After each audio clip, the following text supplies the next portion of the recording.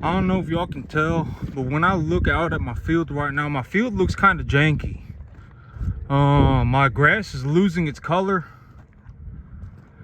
And so right now, well, I've been thinking about what I think is going on and what am I gonna do about it. I've got an opportunity to do something about it here in the next 2 days. It's supposed to rain on Tuesday. And so on Monday, okay, so when grass starts to lose its color like this, and I look at my grass and I say, okay, so usually what happens is that the first sign of stunted growth in the grass is that it will start to lose its color. It will start to lose its color, and after it's lost its color, the grass will start to die. And when it comes to phosphorus, usually the phosphorus deficiency, what will usually happen is that the plant will turn kind of bluish. The plant will turn kind of bluish, and then it will turn red. That's usually what happens with phosphorus. There will be red on the plant. And like this right here. This is a good example. So this right here, you see this right here? There's kind of this red on this plant. And so when I look at this, this is a phosphorus deficiency. But I'm not gonna say, oh, you know, I got one piece of grass in the front that's got a phosphorus deficiency, and so I should fertilize my whole field. I'm not gonna do that. I'll have to go around my entire field and take a representative sample of my entire field. So what do I think is happening across my entire field? And when I look at my grass right now, it looks pretty okay. I'll take y'all through it with me today so that y'all can see what I do. But when I look at this grass right here, you know, it looks pretty good, right? And so when I look at a plant, the larger the plant is, the more demand it has for minerals. And so the larger a plant is, the more mineral demand that it will have. And so if there's a very large plant on my field and it's not exhibiting any signs of phosphorus deficiency, there's probably enough phosphorus in the soil for the smaller plants as well. And so, but when I look through my field, I don't know if y'all can see it on the camera, but the grass is starting to lose its color. And there could be many reasons for that. When the grass starts losing its color, there could be a lot of reasons for it. It could be the weather, it could be the minerals, it could be many different things. But when I think about the entirety of the situation, okay, so I put about 10 pounds of nitrogen per acre on my field last week. Oh, I got 2.5 inches of rain. There was a lot of water, and before that 10 pounds of nitrogen last week, I put on the 27th or so of last month, I put 50 pounds of nitrogen on my field.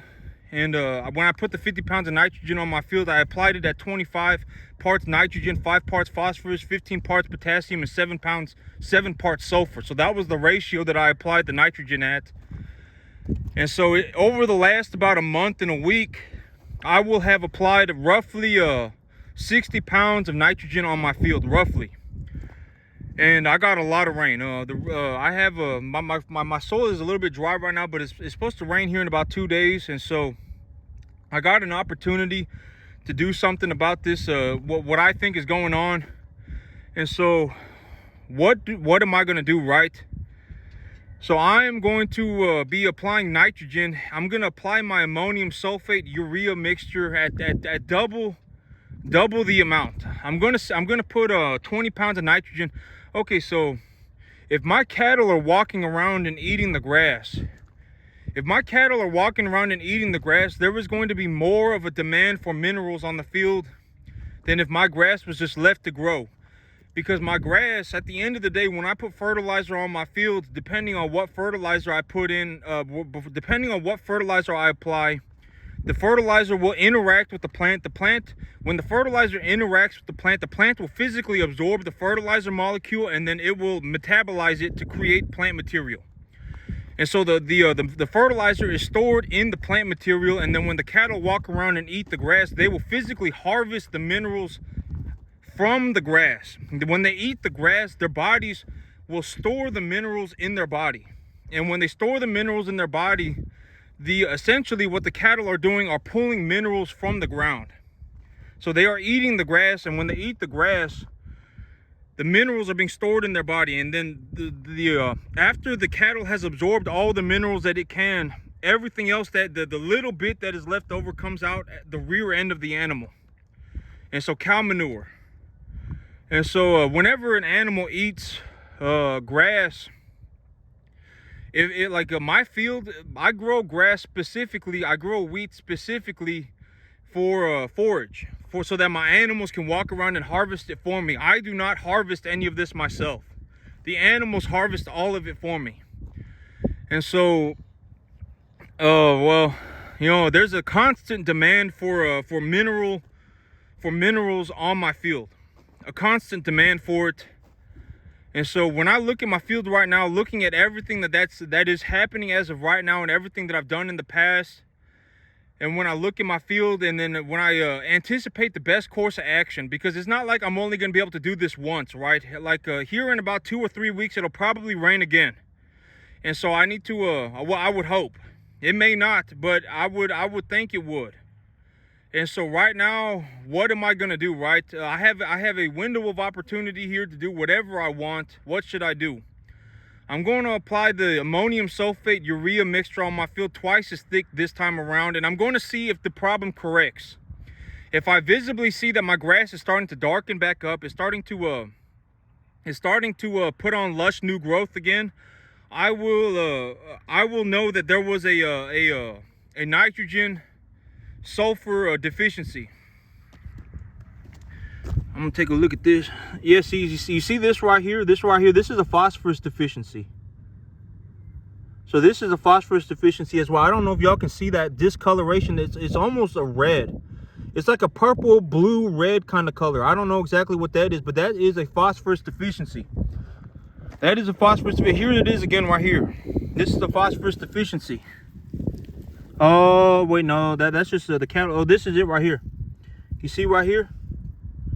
You see how the grass is turning almost red, blue, purple kind of? That's a phosphorus deficiency.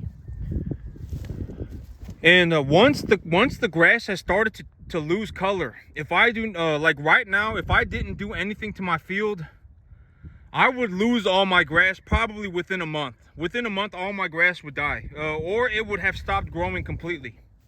And so I need to do something, right? When I look at this, you know, like me, when I look at this is a horrible situation, right? Like if I don't do something soon, very soon, like in the next week, my grass will stop growing. And so, you know, and also when applying fertilizer, it is very important to apply the correct fertilizer. Like if my plant has a sulfur deficiency, but I apply calcium, or I apply potassium, or I apply nitrogen, thinking that it's a nitrogen deficiency, the sulfur deficiency will get worse. And so, like when I look at my grass right now, my grass does not look good, right? But I have an opportunity to do something about it here in the next 48 hours. And so I've been walking my field, taking a look around. Oh, I may even triple up. on the ammonium sulfate urea mixture, because well, my grass, you know, I am not anywhere close to a fertilizer toxicity, right? Like I haven't applied fertilizer at a rate, not even close, right? Like my ground is not even close to being chemically bleached, right? Not even close. My soil is obviously very healthy.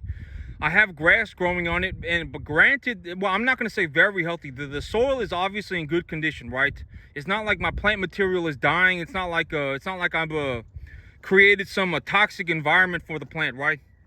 But this right here, this is also another phosphorus deficiency. You see that right there? This is also another phosphorus deficiency.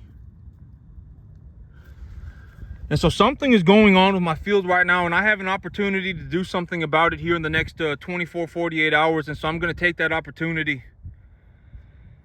And I'll see. Well, I'm gonna start by either I'll start by either applying a 2 times or 3 times ammonium sulfate urea mixture.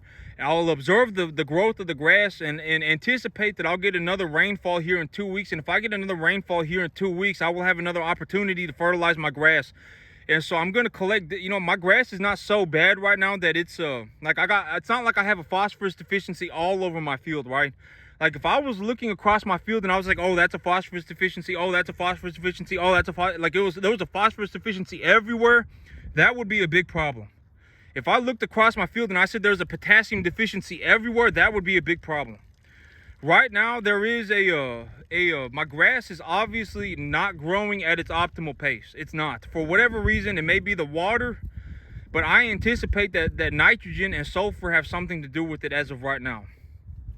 And so, if I apply the nitrogen sulfur mixture on my field, and in 2 weeks I get another opportunity for rain, over those 2 weeks, the plants will metabolize the nitrogen and sulfur. And as they metabolize the nitrogen and sulfur, if there is a phosphorus or potassium deficiency, the phosphorus and potassium deficiency will begin to show itself even more. There will be a substantially increased signs of deficiencies. And so right now, the big goal over these next 24 hours is for me to apply the nitrogen, apply the ammonium sulfate, the urea mixture onto my field. And then I'm gonna just to see if it rains, and if it rains, I'll get another opportunity to collect some data. And once I've collected the data, I will see what needs to be done. If the phosphorus deficiency gets worse, I'll know that it's a phosphorus problem and I can solve that problem then. But as of right now, my grass is not in a horrible state, but it is obviously in a state of reduced growth. There is something happening to my field that is obviously causing my grass to grow slower. And as of right now, I believe that if I apply nitrogen and if I apply sulfur onto my field, that it will drastically improve the quality of my grass. And it'll cost me about if I put 10 pounds of nitrogen, ammonium sulfate, urea mixture on my field per acre, it'll cost me about $100. And so if I want to put double that, it'll cost me $200. If I want to put triple that, it'll cost me $300.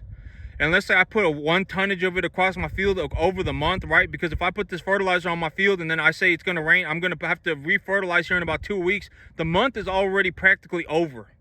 The month is already over, and I've only spent like $300, right? I mean, legitimately think about this. If I put fertilizer on my grass, if I put 10 pounds of ammonium sulfate, urea, nitrogen mixture on my field, 10 pounds of it a week ago, and I put a double on it this time, that's 30 pounds, right? And let's say I anticipate that I'll have to refertilize my field next week or next week. Then, well, next week is 3 weeks and next week is 4 weeks. That's practically a month. And so over the long term, when it comes down to it, actually looking at the numbers, it costs me about $500 a month to grow this grass. It'll cost me about $500 a month to grow the grass, and I can grow enough grass to feed if I got 500-pound animals, I can feed about 100 of them. And so it'll cost me about when it's about $5 an animal a month. And well, maybe not, I wouldn't, but at 100 animals, because in an ideal situation, I would be grazing this grass to the dirt. Like, I wouldn't have these giant patches of like 10-inch grass, right? I mean, I still got a lot of grass on this field, a lot of grass. I mean, there are portions of this field that it doesn't even look like the animals have touched it. And so, and also a good way to collect data, a good way that I collect data is like when I drive around, I'll actually look at the farms next to me, because there are like 500-acre hay fields next to me and stuff like that. Two streets down, they got a 500-acre hay field or 100 acres and stuff like that. There's crops growing everywhere. And so when I drive around, because my soil here is about the same as the soil 5 minutes down the road. It's almost the exact same thing. And so when I look at their crops, I can tell what, it's because a lot of these people that farm, they don't do very well. Their crops don't look very good. And so it's a very good opportunity for me to collect data, because if I'm on the road and I'm driving by their field, and their field obviously has a potassium deficiency, like the potassium deficiency is so bad that their plants have actually stopped growing and are exhibiting signs of death, like the plants are dying. When I see that, I go, oh man, my soil must need potassium. Like if I'm gonna grow, like, there's a lot of hay fields next to me, a lot of hay fields, and their grass, I mean, a lot of these hay fields, their grass is still like 6 inches tall. And my grass has been being grazed every single day, and it's still 6 inches tall. And so, that's the thing that people need to understand, is that, farming is a hard skill, right? I mean, it's a hard skill. It's not like some imaginary thing. Oh, it's just, foo dust everywhere, and grass just starts growing, right? That's not how farming works. Farming is a very hard skill. And I think the only way, realistically, the only way for people to actually know how difficult it is to do stuff like this is to be somebody who has done it themselves. Because, farming is incredibly hard. I always say farming is like the hardest thing that I've ever done in my life. Legitimately, hardest thing that I've ever done in my life. It took me 15 years to get to this point. There is not any shortcut. I mean, there's not any shortcut. I mean, a lot of people, when they think that there's a shortcut, they're not actually, they didn't actually find a shortcut, because they're not smart enough to find a shortcut. Most people are not. A lot of the people, like, a shortcut would be someone like who designed a computer system to grow crops, right?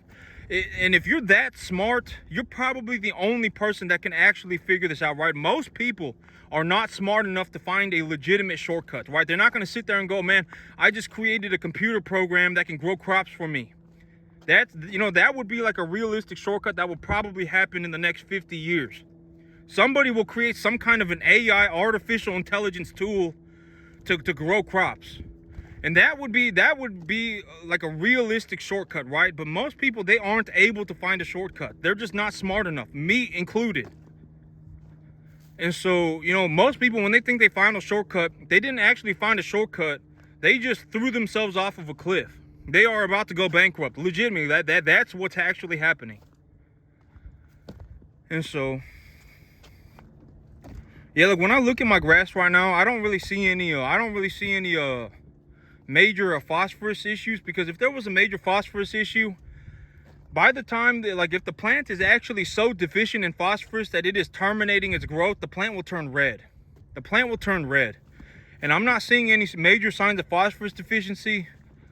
Potassium, the thing about potassium is that potassium actually does turn the large patches of grass yellow and brown as well. The grass will terminate its growth from a lack of potassium as well. But and this is also a good time to mention, there's a clover plant. There's a big patch of clover out in the working pen. I castrated my bulls this morning, and I got them preconditioned. And there's a big patch of clover. I'll actually go and take a picture of it. And I'll show y'all what it looks like. But clover is a legume, and legume plants, they interact. There's a bacteria called I forgot what it's called, rhizobium something, or rhizobium. There's a bacteria that will infiltrate the root of the legume plant, and the legume plant will provide the bacteria starches, and then in return the bacteria will metabolize atmospheric nitrogen and feed it to the plant. And so legumes create a large portion of their nitrogen needs on their own, with the interaction of the bacteria. And so legume plants, one cool thing about a legume plant is that if I got a legume plant, yeah, like my grass back here, I mean, I would say it's still about 7, 8, 10 inches tall. And so it's not too bad back here. But legume plants, the good thing about a legume plant is that if I look at a legume plant, I will be able to notice if my field has a nitrogen deficiency. And I will also be able to notice if increasing the nitrogen on my field will actually cause a deficiency of another mineral. But by looking at a legume plant, it is possible to do these things, because legumes, they will create their own nitrogen. And so if I look at a legume plant and the legume plant is growing substantially better than all the plants around it, and there isn't any signs of deficiency, well, then I know that just applying a little bit of nitrogen to my field will drastically increase the biomass production of my field, because the nitrogen that the legume plant is producing for itself is causing massively accelerated growth in the plant. And so there's a big patch of legume, clover, out in the working pen, and I'll go take a picture of it. But that spot over there, I don't fertilize it, and so there is a phosphorus deficiency, and the legume plant is obviously exhibiting that as well. It's turned red, but that's one cool thing about a legume plant, is that if the legume plant is being grown in a field, you know, maybe next year I'll plant a little bit of clover on my field. Maybe I'll plant a little bit of clover on my field as well, just because having some legumes on a field is very good in terms of diagnostics. In terms of me collecting data accurately, having a few legume plants on a field helps a lot. And legumes are also broadleaf plants. They're also broadleaf plants, so it's easier to collect data off of a broadleaf plant than it is to create than to collect data off of a grass plant.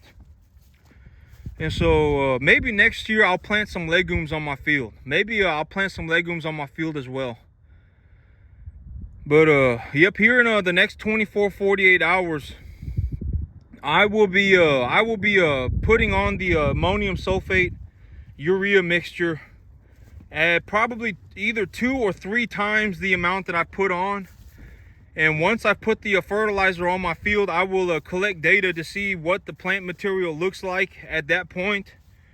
And if I need to apply phosphorus to the field and potassium to the field or anything like that, I will go ahead and do that at that point. But as of right now, I would say my fertilizer bill for the month is like I mean, it almost always comes down to be about $500 a month, always. That's just about how much it costs. And oh yeah, but when I say that when I would feed 100 500-pound cattle on this grass, in an optimal situation for me, my cattle would graze the grass to the dirt, and then I would have to supplement them with a total mixed ration. That would be an optimal situation in terms of my business. They would harvest all of the grass for me. They would go and they would eat all of the grass for me. And then I would have to give them a total mixed ration. I would have to feed them hay forage as well as some kind of a grain concentrate with their feed every single day. Ideally, that's the best business in terms of making the most money. In terms of a business plan, that is the best. But like even right here, I don't really see any sort of a phosphorus deficiency. And so when I apply the nitrogen mixture onto my field this week, I will know pretty soon, pretty rapidly, if I am having a potassium or a phosphorus deficiency. I will know very soon. But that's it for me today, YouTube. Y'all have a good one.